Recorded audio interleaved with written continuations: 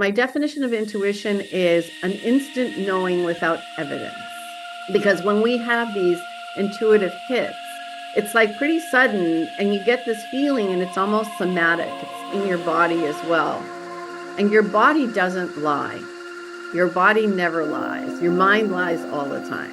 How do you work with people who may not have had the benefit of this type of a childhood and nurturing? My job is to have them look at that empty space as a field of limitless possibilities.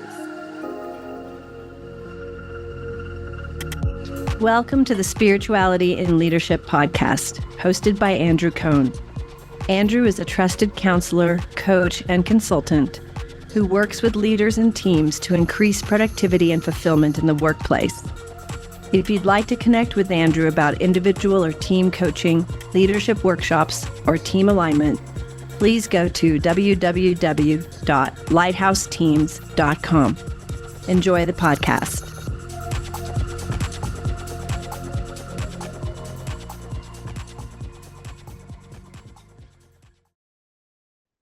In this episode of the podcast, I speak with Alicia Rodriguez, living and working in the Algarve in Portugal. I met Alicia probably 20 years ago when she was facilitating a workshop about presence and energy using Aikido, and actually co-leading that retreat with a previous guest on this podcast, Chris Thorson. And Alicia is really a remarkable woman who's had the benefit of growing up in a family that helped her value her intuition. It helped her and her siblings value their dreams, to value her senses in a way, as she says, that most mainstream Western culture doesn't teach us to value. And that becomes a part of her work now, is to help leaders sense, really learn to sense. And she talks about that in the podcast and what that means for the leaders that she supports, often in the context of individual retreats by the cliffs in the Algarve in southern Portugal. So she talks a bit about her story. She talks about the importance of somatics and paying attention to our bodies, because she says where your mind lies all the time, the body doesn't lie. And that's something that she learned as really part of living in what she called and learning from and with Indigenous cultures. So she teaches leadership presence through energy, as I said, teaching people how to sense. She helps provide tools and resources for leaders that, as she says, the mind would not have provided. Often that involves giving people permission to pay attention at a deeper level, to use their senses at a deeper level. And she shares all of her experiences, personal and professional, as ways of raising levels of leadership in a very complicated, complex world for leaders, as she describes it. She also shares her experiences leading up to her book, The Shaman's Wife, and how her experience with the shaman led in Central America, helped her step into her own spirituality and applying some of the great wisdom of Indigenous peoples to work in the modern world. And she talks about her home and her work in Portugal as the place where she marries her writing with her coaching and leadership development work. It's a fascinating conversation. I hope you enjoy it. Welcome back to the Spirituality and Leadership podcast. I'm so happy to have Alicia Rodriguez here with me on Zoom. If you're watching video, she's not literally on the cliff, but maybe there's a metaphor she can share about all of that. An American living in Portugal whom I met about 20 years ago in a wonderful retreat on the Potomac. And I'm so glad to reconnect with you, and that I've refound you, and that you found the podcast, and that we can talk. So welcome to the podcast, Alicia. Thank you so much. And as we reconnected in the past few months and started to talk about your work a little bit, it was, for me, it's like it was impossible for me not to invite you to be on this podcast, which focuses on that nexus between spirituality and leadership, or spiritual dimensions of ourselves and leadership in a variety of contexts. And my sense of your work, and certainly your new book, which you'll talk about, is really all about that. So maybe we could start with a sort of top line. Tell me about how you think about this connection between spirituality in its broadest sense and leadership in its broadest sense. Yeah. I remember when I first started doing executive coaching, oh God, it was like late 19 something or early 2000 when I was doing a lot of corporate work. And I've always been a spiritual person. I've always strived to develop that side of myself. But I remember distinctly understanding that you don't use that word in corporate environments. Heaven forbid you ask someone about their spirituality and it's like its eyes glaze over.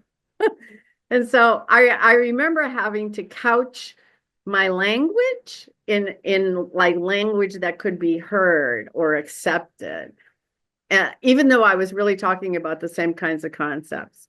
And so for me, spirituality is I look at it as a broad stroke. It's not religion, although some people, how they express their spirituality is through a structured religion, but many people don't. I grew up Catholic and don't really I would say recovering Catholic now, but for me, spirituality lives in nature. And it seems that my life has always brought me to that point. And then in terms of the work, I mean, many of the practices I give leaders is about being out in nature because we live so much from our head up and we're not really present. Our quality of attention is not good.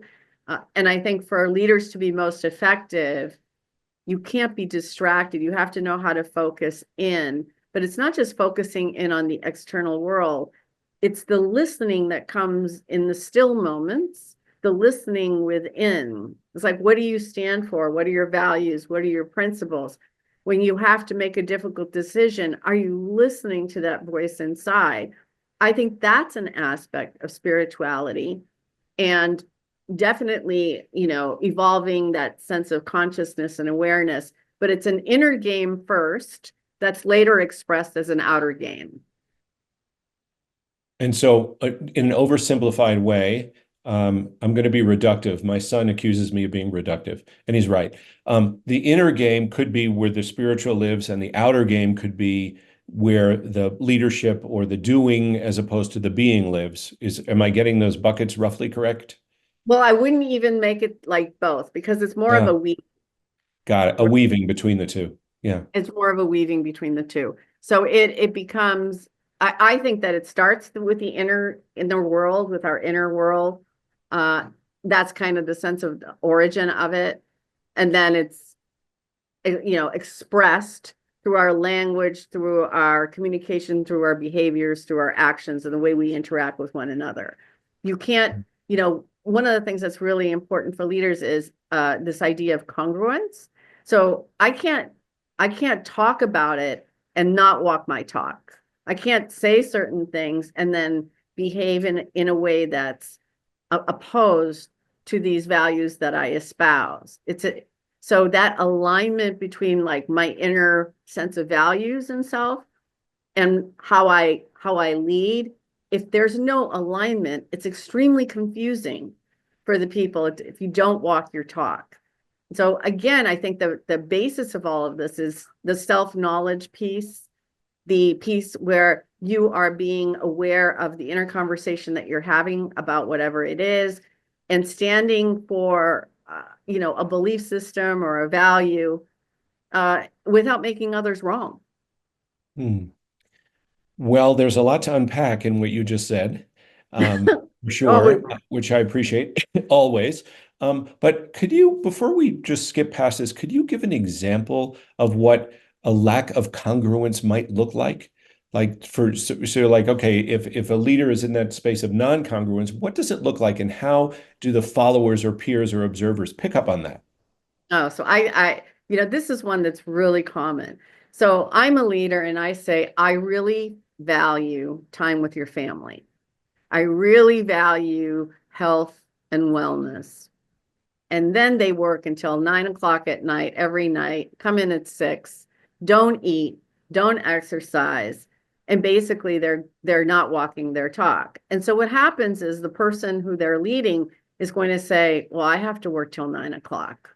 because my boss works until 9 o'clock. And actions speak louder than words. Absolutely. And that's it right there. And so if you can talk the game and not walk it, it confuses people. And, you know, some of the things that I've heard leaders say is like they don't really understand the impact of their words. They're not attentive to their words. And so I had one CEO who in a meeting said something like, someone proposed an idea and he said something like, that sounds like a really good idea. We should look into it someday. And then all of a sudden, everybody rushes to do the research for it. And when they came back to him with a report, he was like, I didn't mean now. You know, and he didn't realize that what he was saying was being taken like, oh no, you have to do this now, right? And so that's another thing that leaders have to really pay attention to, is that not just congruence, but what are you communicating and are you attentive to the language you're using and what you're saying? And the impact it's having. Yes.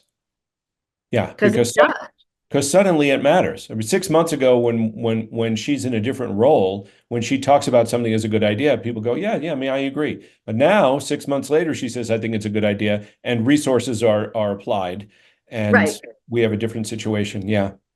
Right. So that's an incongruence that I see oftentimes, those Mm. kinds of things. Mm. So I have to ask you, like, how you came to this place, and I don't mean your beautiful place in Portugal, but how you came to this place of awareness and this place of work and this area of focus and just this sense of perspective and how you're talking about these topics. Could you share a bit about your story, please? Yeah. So my parents are from Colombia, South America. And my father used to say, in the house, we are Colombian, out there, you're American. And what he meant is that, you know, our culture was different, you know, and he wanted us to honor it. So one of the things that served me very well, besides my love of languages, is intuition. Mm. He and my mother, if we had an intuition, or what in America they would say a gut feeling or a hunch, um, it was honored. If we felt a certain way, it wasn't diminished, it wasn't dismissed. It was like, this is something we need to pay attention to. And so I learned how to develop my intuition in a way that I could actually leverage it and use it in my coaching practice and teach other leaders how to do it. And someone asked me recently, she said, what's your definition of intuition? And my definition of intuition is an instant knowing without evidence. Because when we have these intuitive hits, it's like pretty sudden, and you get this feeling, and it's almost somatic. It's in your body as well. And your body doesn't lie. Your body never lies. Your mind lies all the time. But if you find yourself contracting or moving away from or feeling small, that's one thing. And if you find yourself expanding and breathing it in and feeling light and open, well, that's a positive thing. But your intuition is the one that often guides that response, even in the face of evidence to the contrary. So I think for me, growing up in this family situation where, first of all, emotions were valued, you know, you could hug, you could kiss, you could do everything and laugh and cry. And the intuitive part, I always had access to that. It was never an effort for me. It was part of like who I was and my being. I had to moderate it when I went into the business world, which was difficult for me because it felt inauthentic. So I had to come to terms with that because there wasn't, especially years ago, there wasn't permission, if you will, to be that way. Yet, if you ask my clients, one of the words that comes up all the time is intuition. It's like, oh, she's so intuitive. Or I have one client that says her intuition's off the charts. So there's that. And then I worked for corporate for a long time. And then I kept having these kind of spiritual, I don't know if you call them awakenings or experiences. And that's what it eventually drove me to Ecuador to write the book, and then here to Portugal. Okay, so there's a lot in there. So would you be willing to share a little bit about when you talk about spiritual awarenesses or experiences, what types of things are we talking about? Because some people are going to nod their heads and some people are going to blank out at this point as they're driving down the road listening to this. So part of it is, let's keep it simple. Talk about Okay. dreams. Dreams are, in my family, we always honored our dreams. And you'll find that in most Indigenous cultures, dreams are honored, and they sit around, they talk about their dreams, and they're interpreted. So in my family, if we had a dream, we actually talked about it and looked for what was the symbolic meaning, not literal meaning, but what was the symbolic meaning behind it. And I still get dreams. I always will, but like that's kind of like the unconscious. We take in so much information in a day, and I think some of it kind of goes below the surface because we're so busy. But when we dream, that unconscious place kind of takes over. It's like how many people will say to you, I've been wrestling with this problem, but then I went to sleep and I realized what the solution was. Mhm. Or, I get my most creative ideas in the shower. That's because your mind is open and free. And I Well, think yeah. that's one way. Mm. Yeah, beautiful. Yeah, well, your mind is open and free. And maybe what occurs to me, tell me if this fits for you, is your greater awareness is open and free. It's a bit, I remember reading this book a few years ago called The Extended Mind, The Power of Thinking Outside Your Brain. And it talked about I some of like the research that suggests, like, for example, when we're in nature, we think more clearly.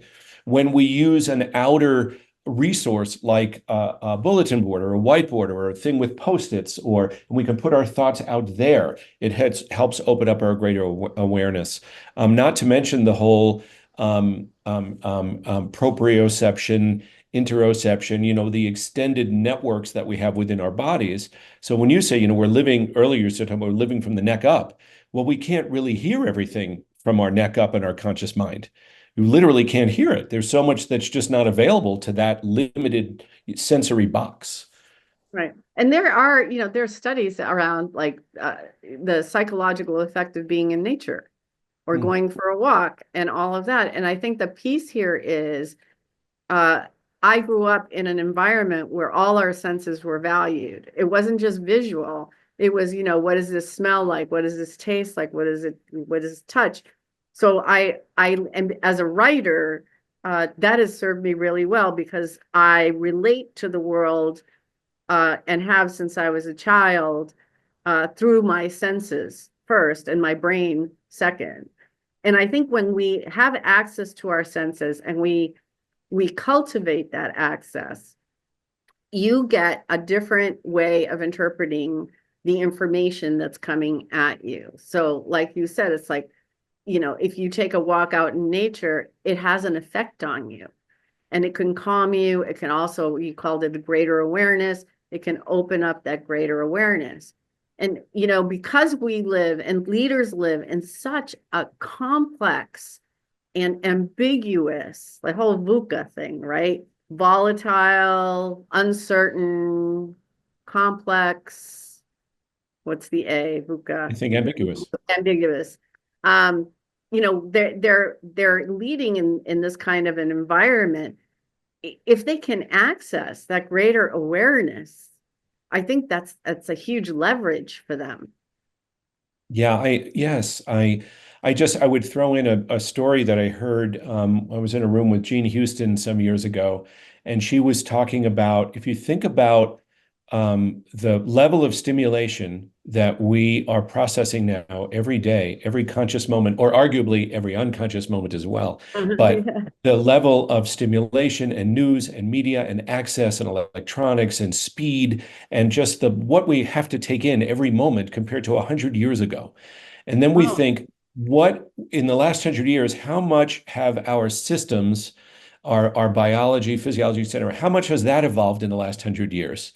Just some tiny minuscule amount compared to the vast exponential increase in that external stimulation thing. And her point, and I loved her expression, is we need to learn to cook on more burners.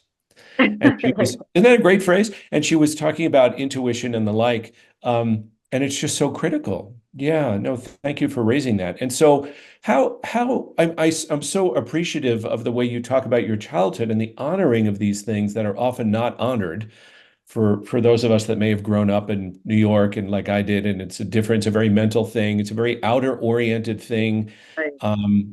Intuition, dreams, well, we don't really understand them, or it's very mental, and there's not really a trust of something that we can't see and explain. I am oversimplifying, but there's not really that trust. So, and I so appreciate, and I hope you do too, I know you do, your family and what that encouraged and nurtured in you. You were able to grow and flourish in these ways. Yeah. I kind of it brings me joy. I have to say, as corny as that might sound, it does. It brings me joy, and it allows me to sense into someone's story. So I'm not just listening to someone's story the way that they're telling, I'm actually really sensing into it.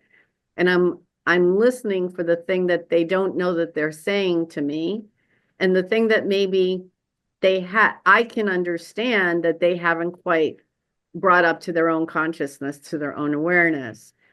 One of the things I do particularly well is ask questions, because I ask questions that most people don't ask, but it's because of that sensing. It's because I'm hearing something else, and I'm sensing it from the person themselves, even energetically. I even teach leadership. I teach leadership presence through energy, which is really different. No one else does that. I have a friend who, Chris, Chris Thorson. So with the use of Aikido, I mean, that was energy. And I love that, because I think leaders who have true leadership presence can manage their energy really well and have that greater field of awareness that you're talking about.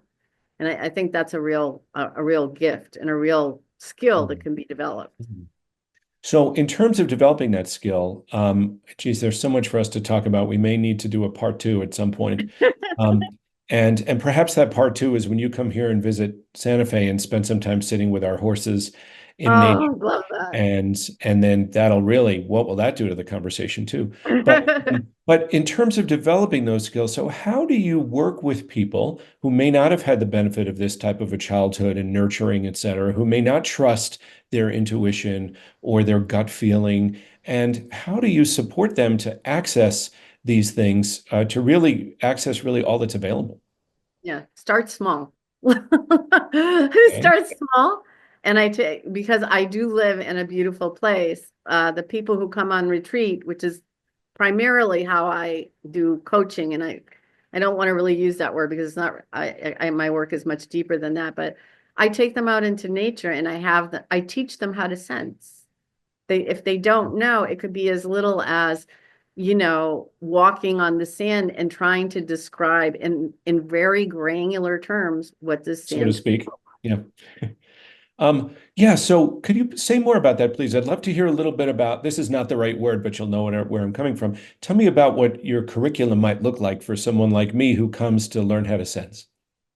Yeah, so no one actually says to me they want to come learn to sense. They usually Of have course. something else, Right. but like the sensing part is a big part of it. When I design, people come to work with me one-on-one, so not in groups. Typically, it's just one person with some kind of significant question that they're carrying with them. And that sensing piece, if I can teach them how to sense, I give them other options become available to them that their mind would not have considered. And I think that's the value. So when they come, obviously the integration is like a bespoke experience where I'm combining conversation, we're having a dialogue, but the dialogue could be walking on the cliffs. It could be walking on the beach. So I'm incorporating a different environment, because the only way to disrupt those mental models is to put them in a different environment where they feel groundless. that it's a new experience. They can't resort to their old habits or their old crutches or the distractions in their daily life. And so I incorporate nature, and nature is my collaborator, and I teach them how to sense through nature. I also incorporate healing modalities, because a lot of them will be, oh, well, that's too woo-woo, this doesn't work. But like I love like sound bowls. I think vibration and sound is so healing. That's one of the things that is one of my go-tos. I have someone here in the Algarve who's phenomenal. And then it's like a debriefing where they have complete permission to have been in their body, resting, but still having this experience through the vibration of the bowls. It's a different experience. And that's how they start learning how to value and sense what's really going on in their heart and their emotional field and their energetic field and in their bodies. So it's a combination of a series of different things that I'll do depending on why they're coming. But the idea is to open up what I call it's called becoming limitless. That's my week call, because I want them to understand that they can become limitless. The limits that they're placing on themselves as a result of the container in which they live or have lived, both mentally and physically. So I need to take them out of the container for them to see that other possibilities exist, and that, might not walk on the cliffs, but you might walk down to the park. There are ways to translate the experience here into their daily life. And that happens usually on our last day together, where I need to bring it all together and say, okay, you're not going to go kayaking for 2 hours, but can you do this other thing? Can you go for a walk? Can you buy yourself flowers every week and look and be present to them on your desk? There's so many different ways that we can do that. Yeah, but I hear you just recognizing the opportunity to use nature as a way, and we do that here in Santa Fe as well. I just want to, if I scroll back to some of what you said, what I'm hearing is the importance of getting out of our heads. I think it was Fritz Perls who said, "Lose your mind and come to your senses." And how do we get out of our heads? It's a little bit like the Einstein quotation of like we have to solve the problem with a different level of consciousness that created it. And I know, speaking for myself, when I feel overwhelmed, I can't think my way out of overwhelm. It's like I need a different modality. Perhaps that's what Gene Houston was talking about as well. We need a different modality. So nature can be a way of feeling into different things, even though I might initially think, and tell me if this is a typical type of pushback you might get, like, well, what good is this going to do going for a walk? Oh, yeah. Oh, yeah. I get that. The first thing I say is, I'm going to put you through a couple of activities and you're going to wonder why. I said, you have to trust me that there is a method to my madness. And inevitably at the end of the week, they go, oh, now I get it. But I want to go back to something you said that occurred to me. This idea of permission. They need someone oftentimes to give them permission to access their senses or to think differently. And that's part of the reason that it's so important to get them out of the container, because they don't have permission oftentimes to express themselves in a particular way. There's all kinds of messages that, well, if you're a leader, you can't show emotion, or if you are leading, you can't do this or that. And there's like these unwritten rules that people take on that are, I don't know who made them up, but they did. And then they come here and there's permission to be still. That's the very first thing. Permission to rest. Permission to sit and have dinner for 3 hours, because that's the Portuguese culture. And, again, it's when you give people this openness and this permission that they start accessing a place within themselves that they didn't know existed, that has been calling to them. And so when people come, they're usually in some kind of life transition, where they're usually at the beginning of it, where they know that something has to change, but they don't know what. And it's frightening, because they don't know where they're going. It's like stepping into a big unknown.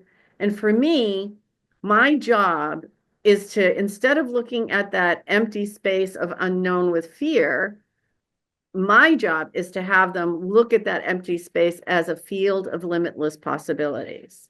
And Beautiful. that's, A yeah, place of curiosity.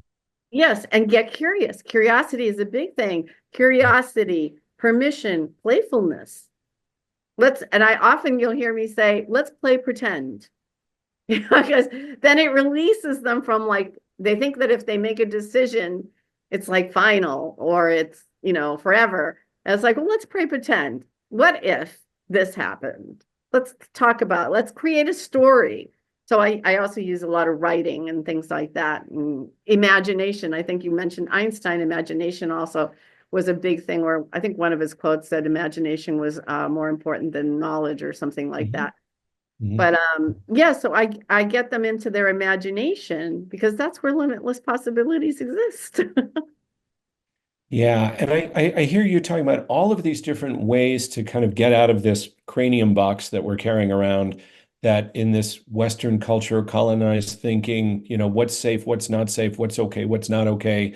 Can I just put something out as a possibility, or does it become a commitment because we're so driven to this action-oriented doing way of And thinking? get it right. And get it right. Yes, and get it right, right? The imperative to get it right. Yeah, that's And so true. wow. Yeah. Yeah. And so that's Mm, kind of the process here. And, it doesn't have to be serious. It can be joyful. When people dig deep, there's an emotional component that, I hold space for.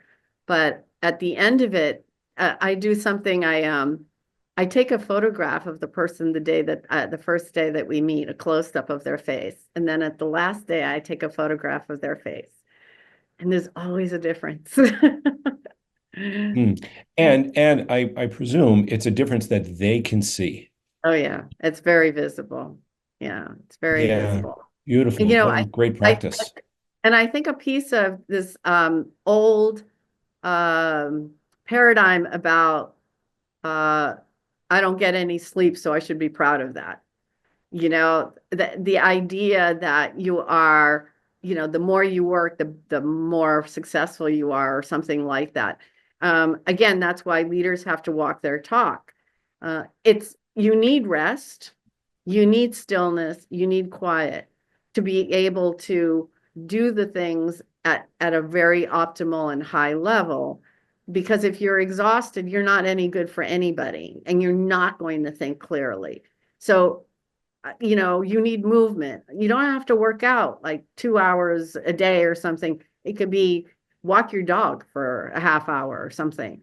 But all these things that you actually see in indigenous cultures. When I was living in Ecuador, um, these were just fundamental things that people did. They weren't sitting in front of computers. So I mean, I think there's a way to integrate a whole experience where you're living with, mind, body, spirit, heart, emotions, energy, and say, okay, well, where in my life do I need to put more attention? So I'm not moving enough. So that's the somatic area. What do I need to do to move? Or I'm not addressing my spirituality in the sense of stillness. I'm not really listening to my voice, my inner voice, my authentic voice. So how do I make space for that? And these are questions that I think we go so fast in our life that it isn't until something happens, and usually there's some kind of catalyst, and usually not positive, that causes people to stop in their tracks and go, whoa. And the pandemic was a perfect example of that, by the way. Was like, oh, I should be paying attention to these other facets of my life. And if you're a leader, I think you need to do that. Pay attention to those disruptions. And COVID was a big global disruption on that It whole was. adaptive cycle we might talk about. It's a big, big disruption. Yeah. And so you mentioned Ecuador. Have to ask you about the book, have to ask you about that, if I could call it phase in your life. I may be oversimplifying, but please talk about the book and how that came to be and what you'd like to share about that. And So your experience, excuse me, I don't want to define it to what's on the pages. so I was in, I guess, what year was it? It was 2012. The 7 years before 2012, just I had a lot of personal losses, just significant losses. And I was also becoming very disillusioned with the corporate environment. I was running Sophia Associates, I was in corporations, but I was privy to things that made me really uncomfortable. And so I was having like a heart-to-heart with myself and thinking, okay, I was starting to feel complicit in things. And even though I was working for the organization, I often got my clients saying, yeah, we're not sure we're going to use you as a coach anymore because people leave. And I realized that I was developing people beyond the capacity of the system. So people would work with they would work with you, you'd coach them, and then they'd realize I don't want to be here anymore. And then because their awareness would change and their just a human development, they would move from like achiever to post-conventional. And all of a sudden they're asking different questions, or they're being disruptive in a conventional environment. And then, so I started having all these kind of ethical conversations with myself. And combined with my personal losses, I was feeling a little like, now what? What do I do? And then a friend of mine invited me to Ecuador to translate for her. She was doing a dissertation on trauma and shamanism. And I knew something about shamanism. And I went to translate, and then I met her mentor, which was the shaman in the book, The Shaman's Wife. And in that first week that I was there, I had the most incredible, extraordinary conversations with him where he explained so much about these kinds of events that would happen in my family that could be called extrasensory, if you will, or metaphysical. And that started the relationship with the shaman. His name was Napo. And eventually, since I was like right on that cusp and I was grieving all these losses, and he says to me, I can teach you to be more than your grief. I can teach you to be greater than the challenges that you're facing. I can teach you how to merge the sacred and the secular. And that was a very compelling message for me because I had not really stepped fully into my own spirituality at that point because I just didn't know how. And so that was it. Kind of, okay, let's do that. And eventually I moved to Ecuador. We built a retreat center where we would host people who needed to go and, be healed in many ways.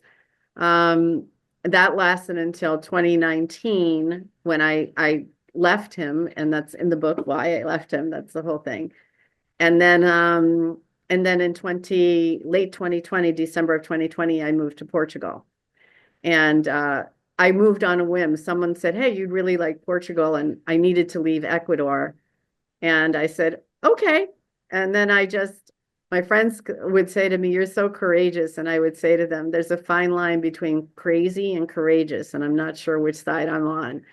And it was a little bit of both. And now I do my work from Portugal. I love my retreats because I can really, really be at service to people in a very deep and transformative way.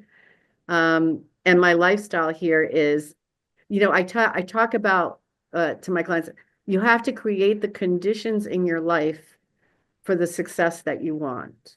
And success could be, more peace in your life, more joy. It doesn't necessarily mean just career success. So if you want to be a writer, are the conditions for your writing present in your home or in your office? So I'm always looking at creating the conditions for the thing that I want or that I want to create. And I have created the conditions. So I have a particular lifestyle that allows me my writing, which is really the thing that I've been passionate about for so many years. And it isn't until I came to Portugal and I could marry the writing aspect of my life with the retreats. It's like they kind of help one another in many ways. And the Shaman's Wife, the book, was the process that I went through and the learning from the indigenous wisdom traditions that actually do apply in contemporary life. And so a lot of what I do here is based on what he taught me, not in the sense of, shamanic ceremonies. If I do that, it's for myself. I don't do that with clients. But the wisdom that's behind that really helps me serve the people that come here and give them the ability to step into that void without fear and to look at it as a place of limitless possibilities. Beautiful. And what I hear too is that and I'm going to just question this a little bit. I'm not sure that it would be without fear, but the attraction, the invitation, the opportunity outweighs the fear. Yeah, and I am very, very honored that people trust me with that, because a lot of people come to me, almost 99% of the people who come to me come by word of mouth. But a lot of these people haven't met me. And yet they're trusting me to be non-judgmental and to hold them even when they're afraid and help them through that. And so that is not lost on me. I see this as really sacred work, and I take it very, very seriously, joyfully, but seriously at the same time. So it's kind of both. So the book, The Shaman's Wife, is available probably everywhere. It is now. Yeah, it's it is available now. on Amazon, Barnes and Noble, Kobo. It's both in Kindle and in paperback. And I'm trying to sell the foreign rights because everybody in Portugal is saying, when is it going to be in Portuguese, or Spanish or Dutch or German? So I'm looking into that now. And then next year it will be an audiobook. Cool. And will you read it? Yes, I was like on the fence about that, but everybody's like, it's a memoir, you have to read it. I was like, okay. So yeah, I'll be reading it. Yeah, wow. Well, so much of there's so much for us to unpack in some of what you've talked about, and I appreciate the overview and the orientation and the invitation. And it's not just an invitation to come to you in Portugal, it's an invitation to read the book and to read your essays. And if people wanted to read your essays and some of your writing that you said is so core to you, where do they find that? So I write on Medium. I write on Substack as well under Nothing is Ordinary. That would be because Nothing is Ordinary. That's the name of my Substack. My website is aliciamrodriguez.com. So there's a lot of material there, a lot of media. I've done a lot of podcasts in the last couple of months just because of the book. This will be on there as well. And so it's much easier sometimes if you're not reading to listen to a podcast while you're walking or cooking or whatever. So there's a lot of the conversations I've had in the last couple of months have been really phenomenal with phenomenal people like yourself, and really interesting and I've gotten a lot of feedback that it really helps people. So those are the places you find me. You have my website on Medium.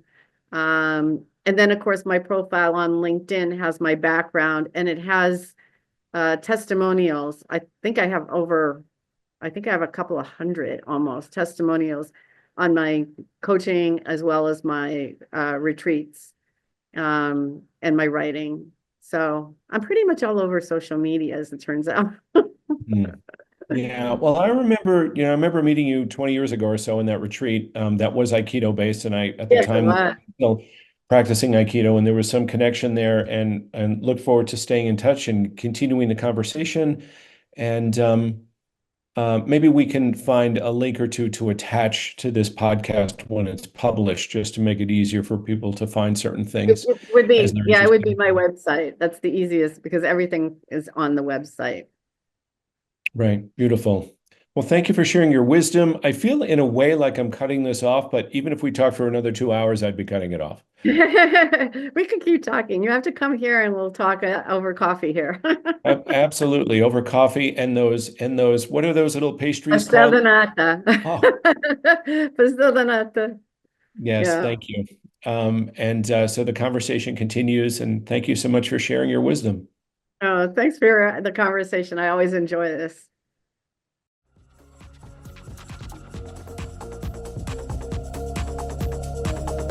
thank you for listening to Spirituality and Leadership. If you want to access this wealth of knowledge and insight on a regular basis, subscribe to the show. Join the network of leaders who want to do and be better. Visit the site at spiritualityandleadership.com to catch all the episodes and learn more. Until next time, take good care of yourself.